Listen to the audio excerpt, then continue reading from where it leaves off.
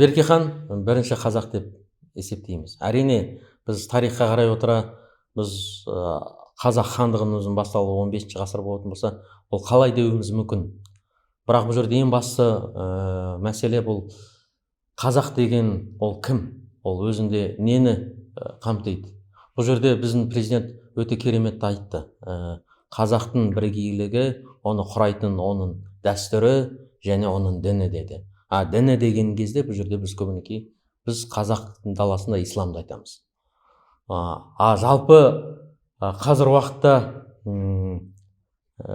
қарайтын болсақ, кім осы екі дәстүрді, дала дәстүрін және исламды өзінде біріктірді? Ол әрине Берке хан. Бірақ та енді жалпы тарихты қарайтын болсақ, жошының өзі тек қана жошы ұлысына атын берген болмаса, оның тарихында көптеген керемет рөлді атқарған жоқ.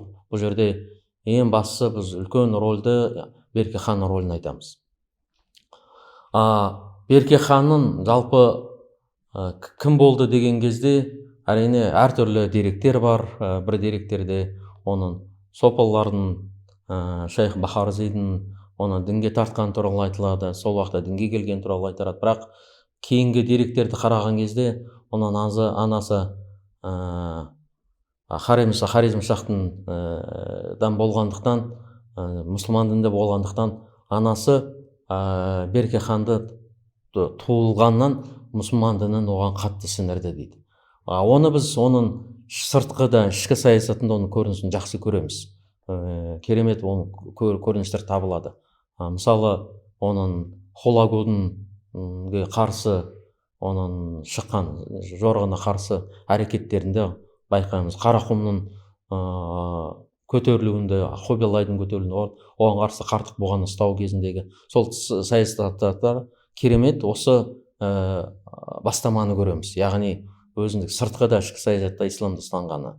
Және де бұның керемет бір көрінісі, қазір уақытта біз Ташкентте музейде Османның Құраны бар. Османның Құраны қазір уақытта Өзбекстанның ең басты бір реликвиясы болып саналады.